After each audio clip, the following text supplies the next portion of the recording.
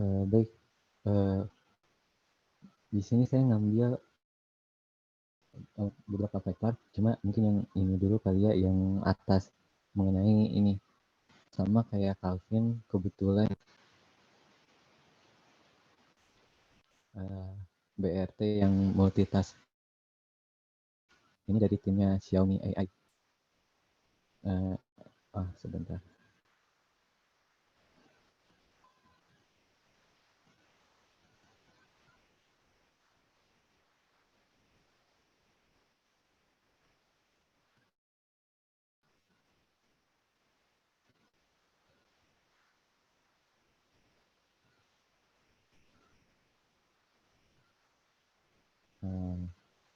Papernya mengenai ini flexible multitask model for bird surfing. Mereka mengusulkan metode ini, framework multitask untuk gimana caranya si BRT-nya bisa efisien. Berangkat dari dua masalah. Pertama, mereka punya kendala di memori sama computational resource, sumber daya yang terbatas, misalkan di device, di HP gitu. Mereka sebenarnya tidak masalah kalau di GPU station lokal mereka dan di cloud servernya. Tapi itu dapat mungkin katanya diminimalisir, dikurangi memori sama daya komputasinya, sehingga bisa menekan cost model surfingnya. Kemudian masalah yang kedua adalah berkaitan dengan tasnya. Jadi si tim AI Xiaomi itu mereka punya platform, modelnya itu banyak. Awalnya itu mereka masih menggunakan modelnya masih single gitu. Kalau tidak salah ada 14 model. Kemudian mereka punya 60 juta pengguna, 160 juta user query setiap harinya, dan itu dari sanalah mereka buat metode ini, an efficient but based multitask framework. Soalnya ketika developer lain ingin maintenance, nah karena tasknya banyak, nah mereka harapannya tuh pengen gimana caranya kalau ada task baru tuh nggak perlu koordinasi gitu untuk di update gitu. Dan juga di sistem mereka ketika satu task itu dimodifikasi bisa cepat diadaptasi sehingga sistem lain, task lain tidak terpengaruh gitu. Makanya mengusulin metode ini dengan ide dasar dari ini fine tuning sebagian seperti itu. Di studi-studi sebelumnya, standar praktis dari dalam hal menggunakan BRT itu ada fine tuning dan juga ini feature based berbasis fitur. Lalu kemudian di penelitian terakhirnya bahwa ini fine tuning ini secara umum lebih superior, lebih unggul daripada pendekatan berbasis fitur dalam hal performansi. Nah, di tim AI Xiaomi ini mereka ngambil jalan tengahnya, yaitu di antara dua metode itu ya udah diambil pendekatan fine tuning sebagian. Sebenarnya metode ini telah dipelajari di papernya ini Houseby 2019 sama Merson et al 2020, di mana mereka mengobservasi bahwa fine tuning hanya di bagian layer atas can almost achieve performance daripada full fine tuning. Jadi hampir mau mendekati performance-nya dengan hanya fine tuning layer atas, mendekati full fine tuning atas ini dataset Glue, General Language Understanding Evaluation, seperti itu. Selanjutnya saya ini aja kali ya, ini aja.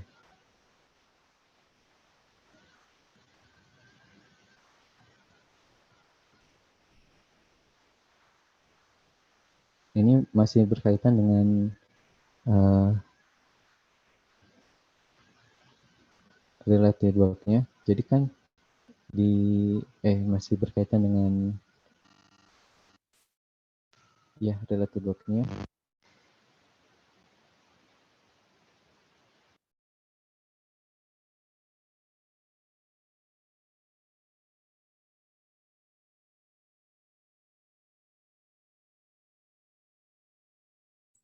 Fahmi ngomong nggak ya? Suaranya nggak ada di aku. Di kalian ada nggak?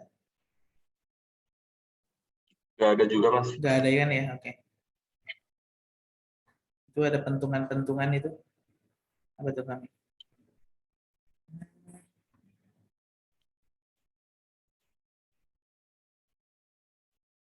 Ah, ini kali. Audionya copot kali Fahmi. Mic-nya itu bermasalah biasanya gitu. Ganti mic itu baik banget pilihannya.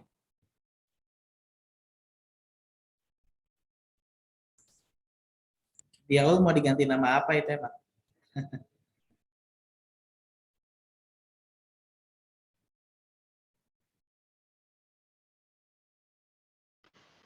Nah, coba ngomong.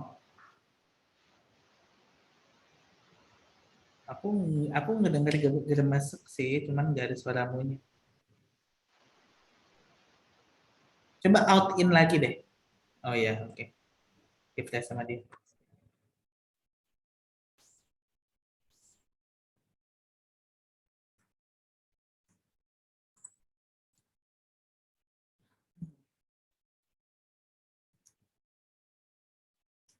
Halo, cek. Yo yo yo, dengeran. Mas, tadi hilangnya sudah lama berarti. Enggak kok, baru pas kamu diem nge-scroll paper itu baru baru Oh, baru itu.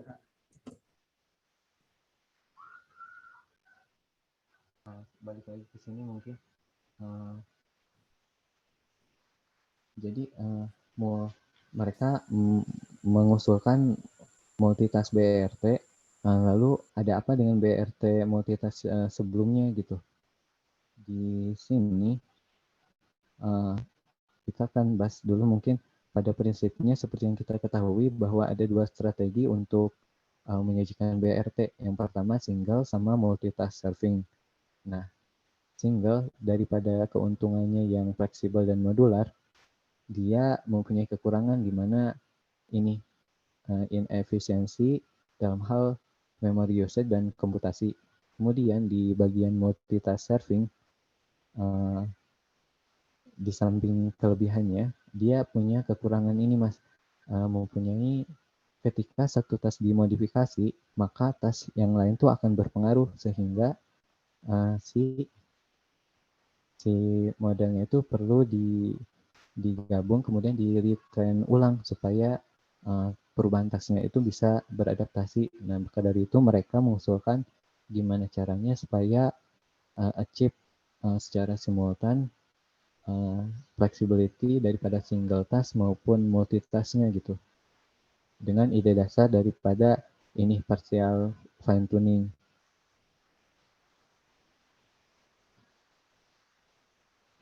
Nah, kemudian di related work-nya, di study-study yang telah adanya, yang telah tadi diulas sedikit, si tim AI ini dia mengambil jalan tengah, yaitu kan tadi ada fine tuning, ada juga feature based. Nah, dia ngambil partial fine tuning yang telah studinya sudah ada. Jadi di top layernya itu dia fine tune, kemudian si bottom layernya itu menjadi fitur ekstraktor yang nantinya bisa di-share ke task lain gitu.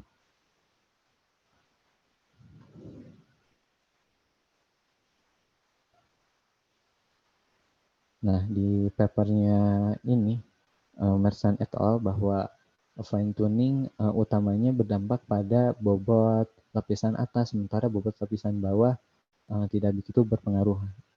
Hal itulah menjadi dasar mereka mengusulkan si metode ini.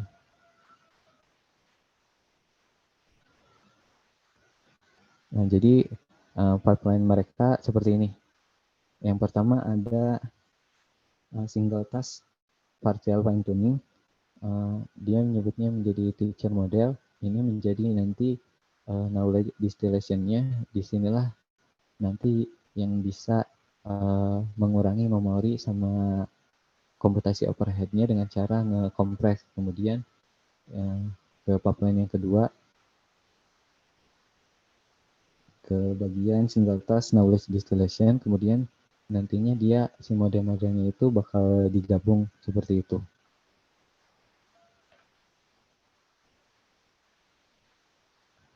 Mungkin dari sini ada yang ingin ditanyakan dulu, Mas Trian. Iya teman-teman silakan. Aku pasti nanya sih. Kalian dulu deh. Siapa tahu pertanyaanku udah ditanya yang lain. Fahmi mau nanya, Silakan Mas. kalau paper ini apakah menyelesaikan problem baru nggak, Fahmi? Di Maksudnya, sini kok, ya silakan. ya, ya menyelesaikan problem baru nggak, Fahmi? Enggak sih Mas, menurut saya dia lebih fokus ini. Dia kan metode apa namanya fine tuning sebagian kan sudah ada sebelumnya. Dia juga mengembangkan yang sama mungkin dengan cara yang berbeda. Terus dia fokus gimana caranya supaya performance sama komputasi overhead-nya itu bisa lebih diminimalisir gitu. Berarti cuma optimisasi kan, Fahmi? Apakah Iya Mas. optimisasi? Berarti ini cuma optimisasi kan sebenarnya? Iya Mas. Nah, Setahu saya gitu. menurut Fahmi, apakah hasil eksperimennya itu bisa menjustifikasi kita untuk menggunakannya? Nah, ini saya ngambil paper ini kebetulan kan di kita nantinya kan ada tim QA, ada tim MER, kemudian tim memang spesialis tim Mas Niko language model. Nah, mungkin ini nanti bisa dipakai untuk kemana-mana gitu. Multitask BRT-nya ini.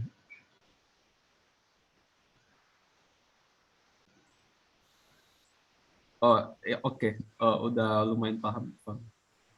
Aku tanya berarti follow up question dari si siapa? Si Luka. Masuk ke. Ya, berarti noveltimu di bagian mana? Nah, itu Mas novelty-nya yang belum dapat Mas. Oke, novelty-nya belum dapat. Kamu hanya excited ya, interested ke paper ini, tapi Iya, belum kebayang novelty-nya, belum benar. kebayang novelty-nya. Oke, berarti implementasi ini hanya ada di layers, implementasi ini hanya ada di layers fine tuning ya. Maksudnya ketika pre-train modelnya itu sama semua kan berarti ya nggak sih? Iya Mas, nanti dia nge-training. Jadi yang biru ini yang mau di fine tune, misal fine tune QNE, ini yang merah yang NER gitu. Nah, yang layar yang abu-abu ini yang di freeze, dibekukan gitu. Jadi nge-trainnya itu masing-masing dulu gitu. Paham. Kemudian nanti top layernya itu diginiin di distill layer. Berarti Nah, ini pas tuh nanti bukan, ya maaf sorry. Berarti ini tuh bukan ngebuat language model yang baru, tapi lebih ke arah task spesifiknya ya. iya Mas, Oke. optimalisasi gitu. Gimana caranya supaya si single task sama multitasknya itu bisa secara simultan achieve. Tadi kendalanya adalah pada saat multitask itu ketika satu task dimodifikasi biasanya task yang lain misal INE itu dimodifikasi kemudian modelnya ikut terpengaruh. Nah, ini yang menyebabkan harus di retrain ulang. Nah, mereka buat gimana caranya biar gak ngetrain ulang, gak berpengaruh terhadap task yang lain gitu Mas. Oke. Ya udah yang lain dulu tanya. Apa ada follow up-nya pasti. Tapi nanti. Ini aku cuma mau Mas dengan lanjutin mau. Halo Sami, dengar nggak Mas? Halo, Iya Mas. kedengeran? Halo, silakan. Oh, Jadi ini kan sistemnya gini ya. Kita cuma headnya setiap tas ya. Contoh ada tasnya NT, NR, terus apa lagi? Apa ya? Yang bikin palis itu variatif. Jadi Mohon kita maaf Mas Jawa, tas itu suaranya lup-lup. gimana? Suaraku nggak jelas Halo sih. Mas, iya Mas. Patah-patah, ngomongnya pelan-pelan deh, Ul. Patah-patah. Ngomongnya pelan-pelan aja. Oh, oke. Jadi aku ulangi ya. Jadi kan tadi itu maksud dari yang paper, nggak tahu ini di nanti correct me if I'm wrong gitu ya. Jadi maksud dari paper ini kan kita punya banyak tas gitu ya, mulai dari NER, Q&A, dan lain-lain gitu ya. Nah itu kan rata-rata di level fine tune gitu ya. Atau kalau pengalaman di CNN itu level MLP-nya gitu ya, mulai chevronnya gitu ya, bukan layer nah nanti jadi ini cuma pakai satu terus keluar baru dimasukin ke banyak tas gitu kan maksudnya. Maksudku ya, Saya jadi kita nggak perlu mendeploy banyak bird gitu ya, birdnya satu, pesan masuknya tas 2, tas 3, tas 4. iya Mas, jadi Steam AI-nya Xiaomi itu punya katakanlah punya 14 model. Nah itu jadi nggak efektif. Nah mereka akhirnya buat multitask BRT, jadi cuma satu model Oh, aku kira nangkepnya kayak nanti gitu. Nah bikinnya nanti keluar dari birdnya gitu ya, dari luar embeddingnya, nah baru masuk ke tas masing-masing gitu sih. eh, nah Enggak ya. itu saya belum paham kalau yang itu. Jadi kita Tapi cuma intinya deploy satu bird. pas nge-trainingnya satu-satu dulu, tapi fine tune-nya per single dulu, tapi hanya sebagian aja gitu, top layernya aja gitu Mas. Iya Terus paham. nanti di match kayak gitu.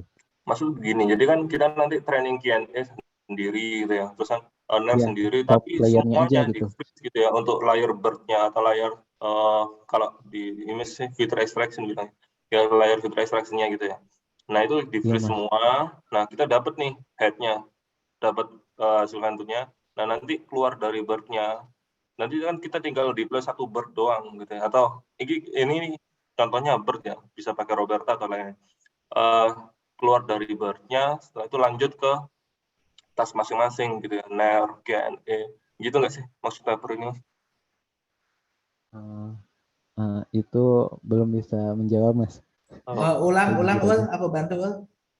Jadi gini sih, maksud dari paper ini kan kita masuk, jadi kita cuma deploy, maksudnya kan kita punya banyak model nih, rata-rata semuanya pakai bird untuk ini ya, untuk layar pertamanya. Setelah itu head-nya baru bikin sendiri-sendiri ya, Q&A ada sendiri gitu ya. Terus NER sendiri gitu. Nah nanti kan mereka retrain sendiri-sendiri tapi di freeze hasil bird-nya gitu. Nah setelah itu kita cuma pakai satu bird doang. Setelah itu keluar dari bird masuk ke tiap-tiap tas gitu kan. Harusnya seperti itu. Apa benar nggak? Oke, aku bantu jawab ya. Bismillah, semoga benar. Jadi, saya ingatku nih, Bird kan, ingat nggak kalian, Bird itu terdiri dari berapa layers? Ada yang ingat?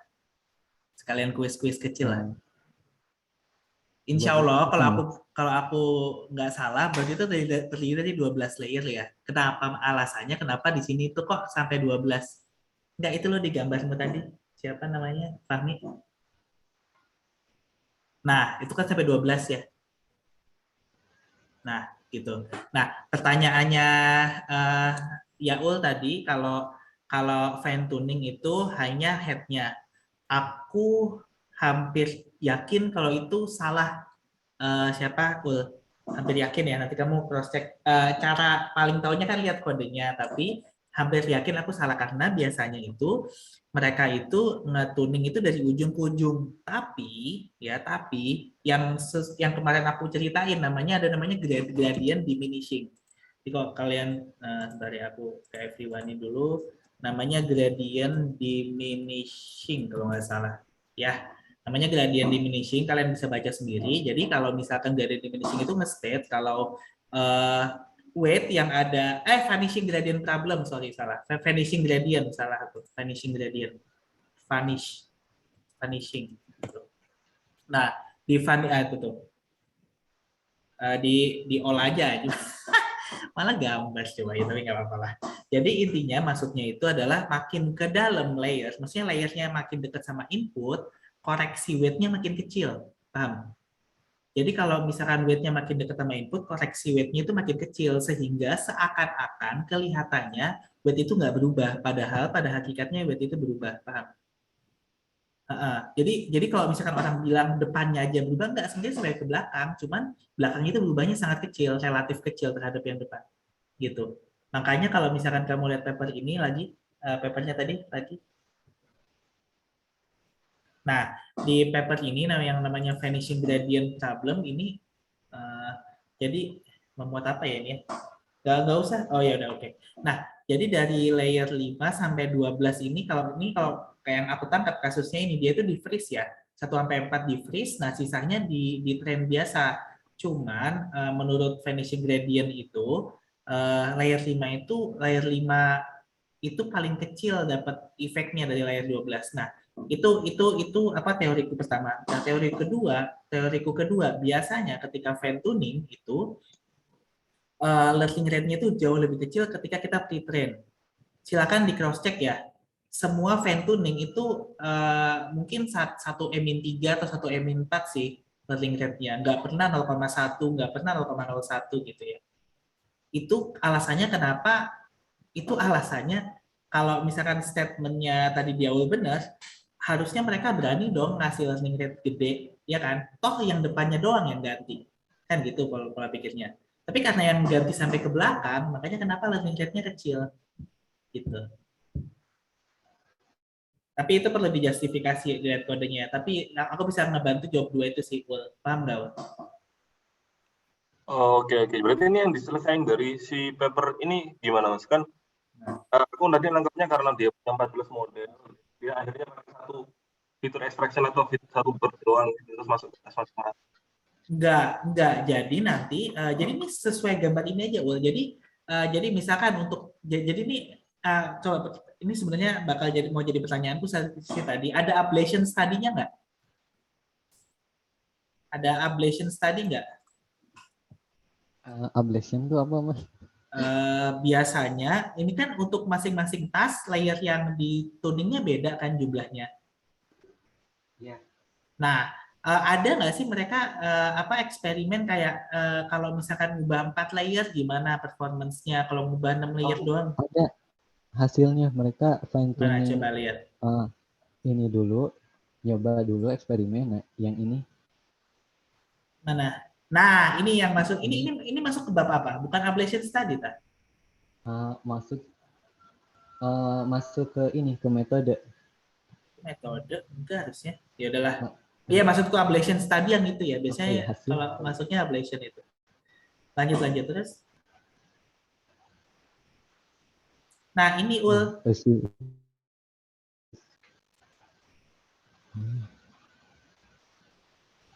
Nah, ini nih.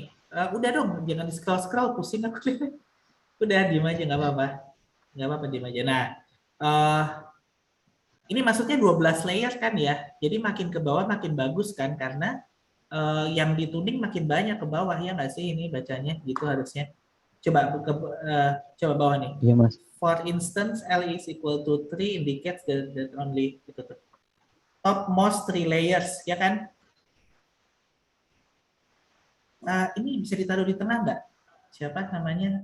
Fahmi. Nah, stop. Ini kan L is equal to 3, itu baca ya. While the remaining layer are kept frozen. Jadi kalau misalkan 12 itu dari ujung ke ujung. Paham ya? Gitu. Jadi kalau biasanya kalau istilah kalian fine tune itu sebenarnya yang dibenerin itu dari layer 1 sampai 12. Cuman karena ada teorema gradient vanishing itu, jadi seakan-akan layer yang paling depannya itu nggak berubah. Gitu. Oh, berarti meskipun freeze Itu ya masih berubah, Mas. Masih masih cuman orang-orang fancy aja ngomongnya headnya doang diganti, padahal mah berubahnya sampai belakang. Kalau itu salah satu pertanyaan interviewku yang biasanya aku tanya itu. Karena orang yang cuma nyoba black box nggak bakal tahu hal-hal seperti ini karena gitu. Gue ya ngiranya dari dulu ya karena di freeze dia nggak ikut ke Bepro. Enggak ikut sampai ke belakang sampai 12. Nah, jadi merujuk sama tabel ini, gambarnya gambarnya Fahmi di PPT. Fahmi coba lihat di PPT. Nah, ini di bawah. Nah, ini. Nah, merujuk dari gambar itu, layer sampai layer berapa aja diganti gitu kan ya? Itu paham nggak? Oke. Nah, ya. Jadi yang dimaksudkan paper untuk menyelesaikan 14 task supaya tidak lebih berat itu apa yang tidak berat? Pakai common layer sih. Kamu tahu multitask neural network gitu nggak sih? Multitask neural network tuh biasanya dia pakai feature ekstraktornya satu komponen.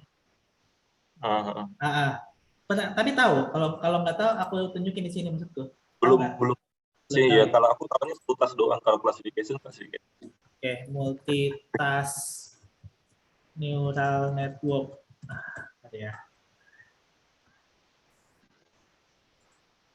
Ada nggak ya?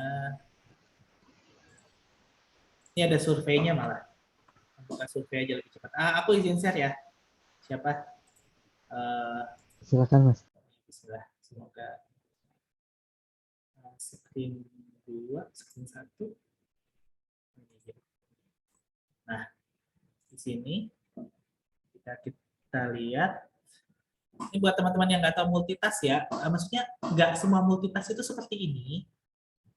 Tapi kebanyakan seperti ini gitu.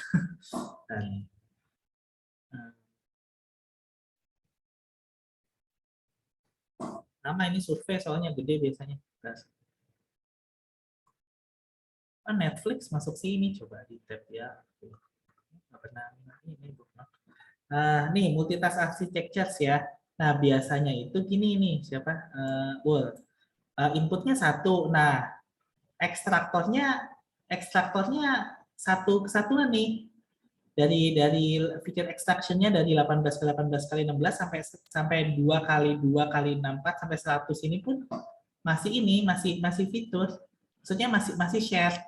Nah, nanti di ujungnya kamu mau ngapain? Misalkan landmark detection dari muka pakai ini, tas berikutnya pakai ini, tas kedua pakai ini, tas ketiga gitu loh. Tapi underlying feature extraction-nya sama, paham? Oke. Jadi merujuk paper yang tadi kan. Ini kan aku potong benar ya, Mas. Iya, ya, monggo. Ini contohnya ini masuk ke ukuran 40-40 gitu ya. Nah, kita bisa mendefine gitu. Ini kita pengennya mau pakai task linear regression atau logistic regression atau dan lain-lain gitu ya. Nah, ini nggak ada input tambahan gitu. Atau inputnya image sama tasknya apa pengennya. Atau semua terkomputasi linearnya juga gitu. Enggak, kita bisa milih salah satu. Jadi kalau misalkan bisa milih salah satu, bisa milih semuanya. Jadi yang penting itu share fiturnya. Jadi masukin muka, share fitur, udah deh terus mau ngapain dari fitur ini, mau dideteksi apa, landmarknya atau mata di gambar ini punya mata apa enggak, atau di gambar ini punya hidung apa enggak, gitu loh. Tapi inputnya machine learning yang itu ini share fitur ini gitu. Iya. Nah, merujuk ke punyanya punya Fahmi. Sorry aku nanya siapa namanya mulu, soalnya suka lupa aku nama tuh. Nih, jadi kalau misalkan merujuk punyanya si Fahmi, share fiturnya itu ada di layer 4 ya dalam kasus ini ya. Share fiturnya itu ada di layer 4. Layer 5 ke atas, layer 5 kan pakai input layer 4 gitu ya. Jadi kalau misalkan nanti tasnya banyak, mungkin bercabang kan ya, di layer 6 ditarik, di layer 2 ditarik gitu kan ya. Iya. Benar sih kalau gitu kata si ini kelemahannya ya kalau perawan satu berubah Apalagi yang berubah yang sampai itu yang task 1 itu yang sampai layer 4 udah ditarik ke layer task 1. Pasti kan nanti ya berubah juga yang lainnya. Nah, akan nggak berubah ya? Maksudnya berubah apa? Kan ditarik ya. Jadi datanya itu nggak lewat layer 8. Iya. Nah kan tadi seperti yang tadi, aku nggak tahu nih tolong dikoreksi gitu ya. Seperti yang tadi dibilang gitu ya. Kalau perumpamaan kita training walaupun di freeze kan layer-layer sebelumnya layer 1 2 3 4 sampai ke task 1 itu kan nanti bakalan berubah ya. Nah, sedangkan layer 1 2 3 4 itu nanti berpengaruh di task 2 soalnya Oh, kan enggak. Sorry. Enggak. Gini loh. Maksudnya freeze itu, kalau ini maksudnya di sini freeze itu literally freeze kayaknya. Jadi benar-benar nggak berubah. Kalau di sini ya, nah tapi pada implementasi fine tuning bird itu dari 1 sampai 12 berubah. Walaupun orang bilangnya freeze, tapi biasanya berubah. Paham nggak maksudku? oh Paham ya? Jadi biasanya berubah, di sini benar-benar di freeze gitu kasusnya. Makanya ada ablation study yang tadi itu ditampilin sama si siapa si Fahmi. Nah, ini ya. Makanya itu ada karena biasanya hasil-hasil yang bagus itu ada di sini, Ul. Paham ya? Hasil-hasil yang bagus biasanya ada di sini. Nah, dia yang mencoba freeze. Makanya intuisi pertama-tama dia bilang tadi apa? Tadi siapa? Fahmi yang dia bilang nggak terlalu berubah jauh. Dia bilang apa? Di mana di sini? Ada kan? Iya, yang itu Yang mana? Mas, yang barusan. Yang kalau multitask serving kalau di training perlu ini. Oh, yang itu. Yang mana? Oh, berkaitan itunya. Yang mana? Atas kanan, atas kiri. Oh, Yang tadi atas kiri kekurangannya kan ini. model need to be jointly itu bukan yang barusan.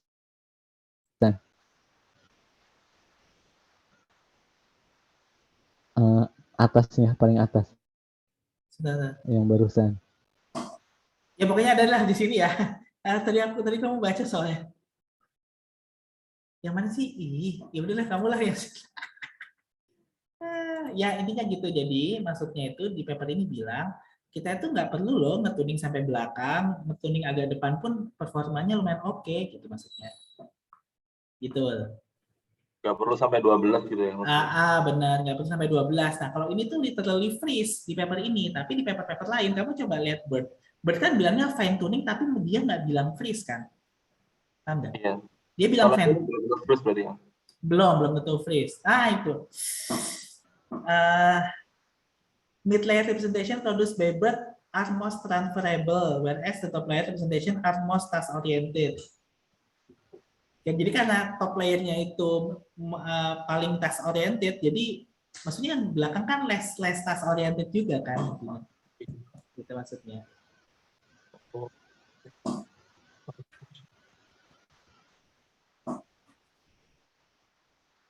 Menarik. Terus ada perbandingannya nggak ketika dia pakai metode ini sama pakai model 11 14 model 11? Nah, itu kan itu ada tuh. Nah, di sini kan tuningnya sampai 12, Enggak, bukan di bawah. Di bawah. Di bawah. Nah, ini Mas benar. Bukan. Kan kamu membandingin yang atas sorry atas. Bukan yang ini, harusnya yang dilihat tuh yang. Nah, Yang stop. Yang tadi ini. Harusnya ini yang dilihat kan kamu mau bandingin kalau misalkan semuanya mas bagian kan. iya. Nah, yang semuanya itu yang di bawah itu, Makanya itu kan di tabelnya dijelasin ya, for instance, yang L sama dengan 3 indicates that only gitu. Ya, jadi bisa sampai bawah kan. Terus dia nyoba kalau misalkan layer 1 doang yang nggak di freeze, ini layer 2 doang yang nggak di freeze gitu. Sampai layer 12 nggak di freeze, hasilnya bagaimana? Tapi ada beberapa tas yang di layar-layar kecil tapi udah bagus, lebih bagus dari yang lain. Ya, flag kan kebetulan pasti ada sih kataku mah. Tapi intinya begini dari susahnya. Ya, yang tabel yang satunya tadi. Yang di bawah ya. Yang dia nyoba beberapa model dengan beberapa tas atau fitur ekstraksinya pakai beberapa model.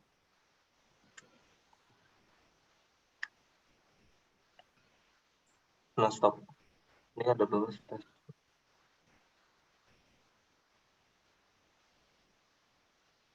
Oh, itu dia pakai overhead-nya 100%. Ya, emang sih masih yang paling bagus masih yang 100% ya. Ya, hampir pasti sih kan. Jadi ini kan idenya kan ini apa namanya? Idenya kan Kan aja. optimasi ya, optimasi speed sama itu ya. Kontribusinya di sana. Iya, iya. Paham sudah Mas isi paper ini. Code-nya nggak ada. Ada di Ada, Mas. PPT-nya, lihat deh PPT-nya.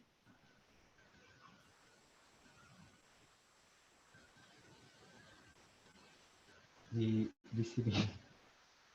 Lumayan ya Mas, diadaptasi. Kita punya banyak tas, nggak berat-berat banget.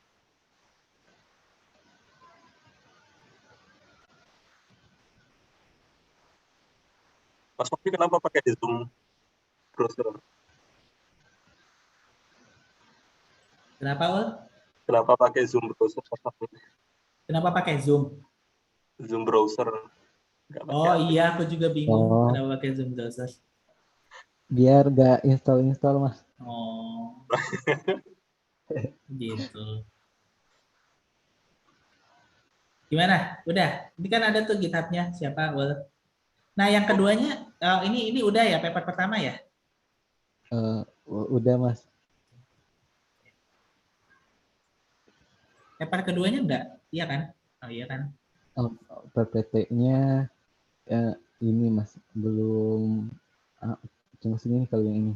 Tapi intinya yang ini itu main-main di bagian retrieval-nya Mas.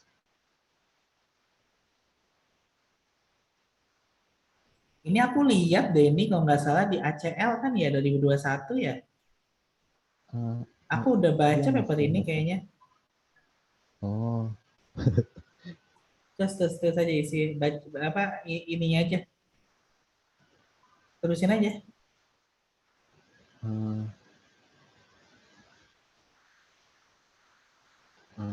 eh, Mas, udah dulu kali aja Mas. Halo, Kenapa? udah kuat otaknya.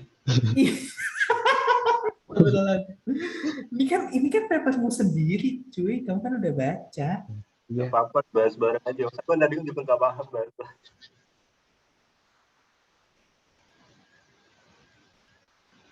Gimana gimana? Gak apa-apa kali. Sebisanya aja setangkapnya aku bantu. Aku udah baca soalnya seingatku. Oh, baik. Eh, kan berkaitan dengan ini judulnya mengenai dense hierarchical retrieval for open domain question answering. Yang sebelum-sebelumnya kan sudah promising gitu hasilnya. Namun ada kekurangan di bagian ini require. Jadi dia membutuhkan splitting dokumen ke passage yang lebih pendek dan itu biasanya mengandung lokal, parsial, sama beberapa bias, konteks bias dan uh, highly depend dan bergantung pada proses splitting. Kemudian konsekuensinya ini menjadi nggak akurat si retrieval-nya dan mempengaruhi ini hasil retrieval-nya jadi buruk gitu. Maka mereka menginisiasi ini DHR, dense retrieval, dense hierarchical retrieval.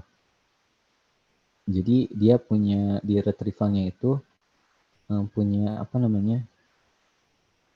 Punya dua level. Pertama dokumen level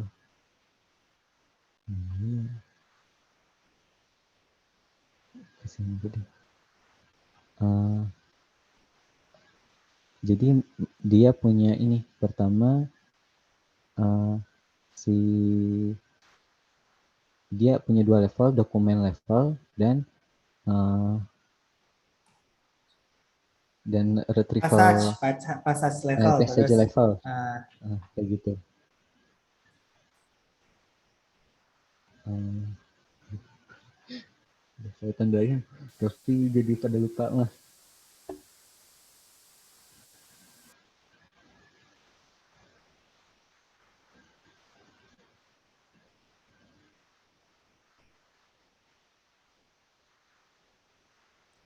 Kita tadi ditanya-tanya jadi lupa nih yang ini apa gimana?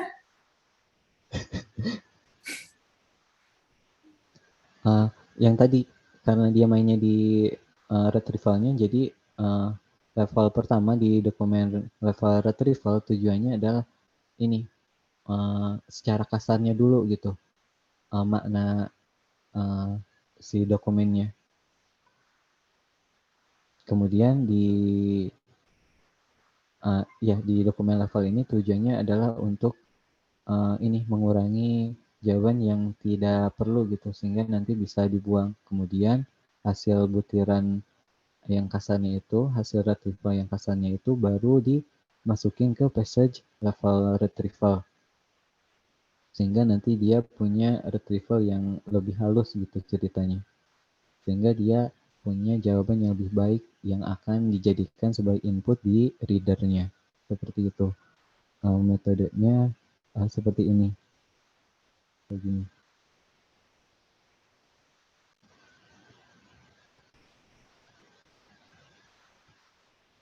Di salah satu metodenya aku lihat dia pakai contrastive learning ya. Itu dipakai di mana sih? Di halaman 2 bawah kanan.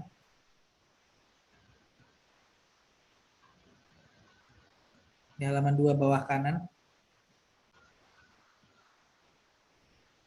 Buat apa contrastive-nya? Aku udah lumayan lama bacanya sekarang.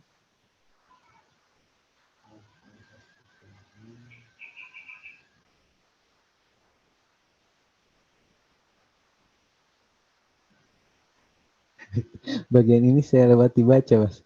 Nggak ada Ya udah nggak highlight-nya. apa-apa, nggak apa-apa ya udah. Lanjut dulu, lanjut dulu.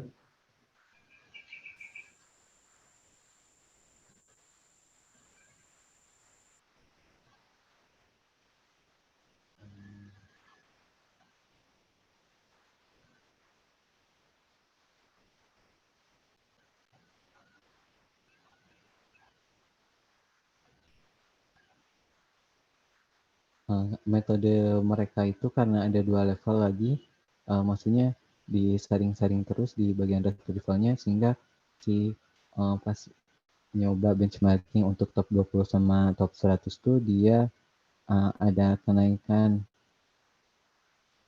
lumayan signifikan, enggak sih, beberapa digit gitu daripada metode retrieval lainnya.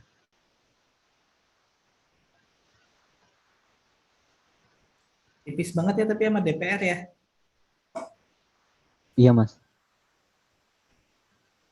Mereka juga pakai DPR sih base-nya.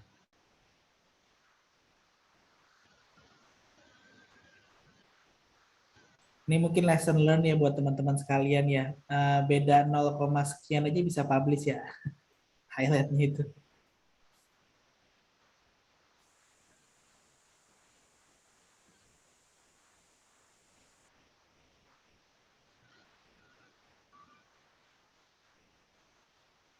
Mas Rian, mungkin segitu aja dulu kali, Mas. Nanti saya perbaiki Ya asal ada udah, waktu nggak kesempatan. apa-apa ya. Tapi idenya sih yang didapat sih, idenya dance ya. Dance hierarchical retrieval. Eh, Oke, jadi mungkin aku sedikit rangkum kali ya. Aku sedikit rangkum dua paper yang yang disajikan sama Calvin. Fahmi, sorry Pak Fahmi. Yang pertama masalah bird serving ya. Jadi idenya adalah gimana cara kita ngebuat bird itu multitask di area inference ya. Jadi ketika kita fine tuning itu kita ambil beberapa layer yang freeze, beberapa layer yang fine tune. Jadi ketika tasknya berbeda kan nanti tingkatan layer yang di freeze-nya kan berbeda gitu. Jadi nanti kita bisa bikin network yang bercabang tergantung tasknya. Itu highlight yang pertama ya.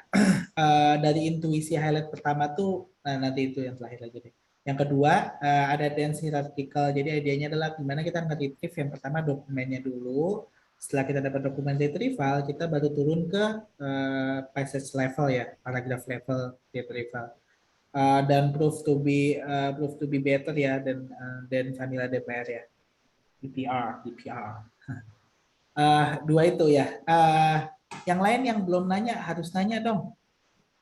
Ada yang bertanya lagi nggak? Harus nanya nih semuanya nih. Aska, Niko, udah ya. Luka kalau mau nanya lagi, Luka silakan. Mas mau nanya, Gas aja mas. silakan. Ya. Mungkin nanyanya ke Mas Trian itu dulu. Kalau tadi kan diimplementasi di BERT, Mas, berarti kan di 12 layer encoding. Nah, itu kalau diimplementasi di layer decoding, misalnya di GPT-2, itu bisa nggak, Mas?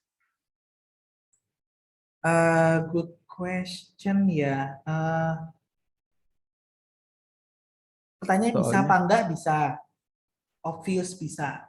Nah, pastikan pertanyaanmu bisa dan bagus ya. Nah, itu harus dicek. iya, soalnya kemarin baca-baca di GPT-2 kan ada beberapa task yang dia gagal, makanya bikin GPT-3. Oke, move on. Nah, Tapi kan di GPT-3 dia pakai 96 layer. Nah, apa ya? Mungkin bisa bagus nggak oh, 12 layer aja? kalau hybrid maksudnya. Iya, Hybrid GPT-2, GPT-3 ya. ya mungkin gambarannya kayak gitu. Oke, great idea. Harus di cross check sih, tapi secara teori pasti bisa gitu. Secara teori tapi bisa. Saya tadi aku catat ya, aku catat. Menurut ada yang mau nyatet nggak? Ya udah deh, aku deh nggak apa-apa. Idea hybrid GPT 2 plus 3 ya. Ya ada. Makasih. Niko ya, Fami ya, yang kedepannya itu ya.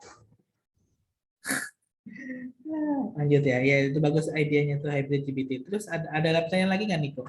Ya pasti bisa sih Niko, cuman masalah kualitinya harus dituning. Karena ya, kalau misalnya kita munculin ide baru, hal yang paling susah itu adalah hyperparameter tuning, Niko. Aku pengalaman banget hyperparameter tuning itu kalau network baru sama dataset baru tuh paling susah karena banyak nih. Nah, banyak yang perlu dicek. Nah, lanjut.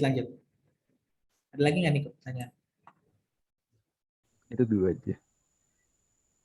Tanyanya kalau bisa ke Calvin tapi nggak apa-apa. Nah, ya nih Aska angkat tangan. Tuh.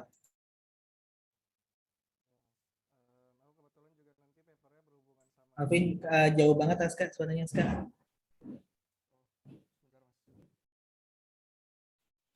Dicopot aja kali ya itu ininya headsetnya. Tes. Nah, ya udah bagus. Ya, aku kan kebetulan juga nanti papernya eksplorasi Q&A ya. Terus itu juga ada yang improve DPR, cuman belum ku baca. Kalau di Q&A ini kan emang ada yang modelnya tuh kayak two stage gitu, jadi pakai retrieval reader approach gitu. Ada juga yang pakai sekarang press retrieval gitu. Nah, yang tadi punya Mas Fahmi itu yang diimprove dari apa bagian DPR-nya tuh apa ya? Kalau DPR itu kan dia apa istilahnya, dia nge-efisienkan gitu ya, dia ada dense encoder sama apa EP encoder sama EQ encoder buat maps apa input question sama text passage-nya. Terus dia nge-implement ada paper dari NIPS untuk agar si retrieval itu lebih efisien. Kalau yang di tempat Mas Fahmi itu tadi sekilas apa ya kira-kira Mas?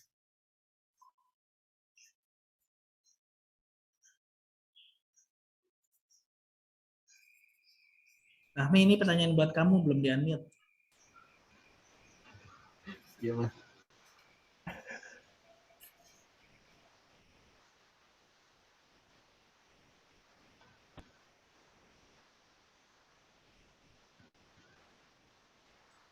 Kami udah ngomong belum ini? Belum. Ya Mas, Okay. mic-nya sudah unmute. Yeah. Saya belum bisa jawab Mas. Ya, ini cuma bilang belum bisa jawab ya, bagus. Tapi nggak apa-apa sih, jujur aja daripada jawab so tahu kan, aku lebih suka gitu. Pertanyaan Aska, improvementnya di mana ya Aska ya? Dari DPR sebelumnya Iya, ya Mas. Aska. Oke, aku bantu jawab ya, insya Allah benar ya. Jadi yang aku tangkap nih, aku kalau misalnya udah pernah skimming ini, jadi pertama-tama dia itu training DPR untuk dokumen. Aska. Jadi di sini tuh ada 2 DPR, Aska. Paham nggak itu? Iya, iya, Mas. Training untuk Untuk apa tadi, Mas? jadi di sini tuh ada 2 DPR. Pertama DPR level dokumen gitu. Jadi yang kamu bilang EP sama EQ, dia mungkin ada ED ya. Jadi kan EP kan sebenarnya encoder passage ya. EQ kan encoder query. Jadi kan biasanya ketika kita masukin query, dia itu kan masuk ke encoder query, keluar angkanya, keluar vektornya. Terus kita masukin, kan kita udah punya pre-compute semua passage ya. Jadi masuk ke encoder passage, ya kan ya? Itu dulu, paham nggak, Aska? Iya, Mas. Oke, benar ya. Nah, sekarang pola pikirnya diganti. Dokumen itu masuk ke ED, encoded dokumen. Jadi pertama-tama ini yang aku tangkap, pertama, nah itu tuh ada tuh. Jadi benar kan ada ED namanya, nah, aku nebak tadi. Ini kan ED nih, dicoba diputar-putar dong ED, sebelah question itu ada ED itu. Nah, ya itu ED. ED itu encoded dokumen. Nah, yang kiri atas EQ, encoded query. Nah, setelah kita dapat, oh ternyata jawabannya itu ada di dokumen ini loh, gitu kan. Nah, baru kita masuk ke passage level. Di passage level, untuk setiap passage title, dia masuk ke encoder passage kan. Ya, nah baru di sebelah kanan bawah ada EQ tuh, encoder query. Nah, baru kita rank passage-nya, gitu. Jadi kayak 2 level DPR gitu loh. Siapa, Aska? Iya, ya, Mas. Jadi yang di dokumen di rank, yang di dokumen di encode, yang di kanan di encode, baru di akhirnya ranking ya, Mas. Karena biasanya kan ini kan, Mas, retrieval-nya itu ngeranking dokumen dulu, baru antar dokumen dibandingin hasil similarity segala macam ya kan, Mas? Enggak, biasanya enggak dokumen kan passage. Enggak, Mas. Kalau yang retrieval kan dia ada banyak juga yang ngeranking dokumen dulu, Mas. Oh, iya. Maksudnya ini nggak khusus ke DPR kan? Pada umumnya gitu kan Iya, kamu pada bilang. umumnya. Oke, iya. Oh iya, Mas. Ya. Oke, Mas. Yang masih aku kurang nangkep itu gunanya ini sebenarnya, gunanya contrastive learning sebenarnya. Karena itu menarik. Maksudnya proposalku berkaitan sama itu soalnya kayaknya nanti. Masalah contrastive learning, aku tertarik banget sama itu soalnya. Karena lagi hot-hotnya juga, cuman aku masih nggak terlalu nangkep di sini untuk apa ya gitu. Dibilangnya positif sama negatif sampel sih, tapi aku masih belum, ya harus baca lagi sih Pak. Ya udah lanjut. Itu tulisannya di training itu. Iya kan ya. Optimize likelihood negatif. Iya, negatif sama positif sampling. Jadi untuk density file supaya tahu mana yang harus dibaca, mana enggak gitu sebenarnya di setelah doc retrieval. Tapi anyway kita bisa baca lagi situ. Udah ya berarti ya udah semua ya. Mbak Desi mungkin ada komentar Mbak Desi? Belum Mas, masih ngikut. Ya udah. Paling itu ya. Aku rangkum dulu. Mungkin itu kan tadi rangkuman paper ya. Rangkuman paper sekarang aku rangkum yang bisa dipelajarin ya dari sini. Jadi yang bisa dipelajarin itu hikmahnya pertama, BERT itu ketika fine tuning nggak semuanya di freeze, itu yang pertama. Yang kedua, layer yang dekat sama input itu yang paling tidak task oriented ya, sedangkan yang paling depan itu yang paling task oriented. Karena didukung oleh gradient vanishing problem, makanya seakan-akan orang bilang di freeze, itu yang ketiga kan ya. Nah, yang keempat yang aku tangkap dari sini itu masalah knowledge distillation. Sebenarnya aku ingin ngasih tahu sesuatu sih, tapi di luar forum ini, maksudnya bukan di luar forum ini, nanti aja di luar rekaman ya. Jadi aku mau ngomong masalah knowledge distillation. Ini kan dia sebenarnya pakai knowledge distillation, tapi nggak dibahas kan sama Fahmi tadi ya, nggak dibahas sama Fahmi. Aku punya komentar, aku punya strong opinion soal ini karena kebetulan publikasiku tentang model comprehension, jadi aku tahu. Itu 4 ya. Yang kelima mundur ke paper setelahnya masalah DPR ya, hierarchical ya. Nah, jadi even kalau misalkan kita tahu orang lain itu punya sebuah teknik, ketika teknik itu kita bikin leveling, udah bisa jadi paper ya. Semudah, maksudnya dalam tanda kutip semudah itu ya. Gitu. Jadi, oh ini bagus, ya udah kita bikin aja level aja ada level terbaliknya kan. Nah, pun bedanya cuma 0, sekian kan, dilihat dari performance-nya. Begitu ya, ya. Itu 6 hal yang mungkin teman-teman bisa ambil hikmahnya dari pendalaman ini. Mungkin itu dulu, aku stop record.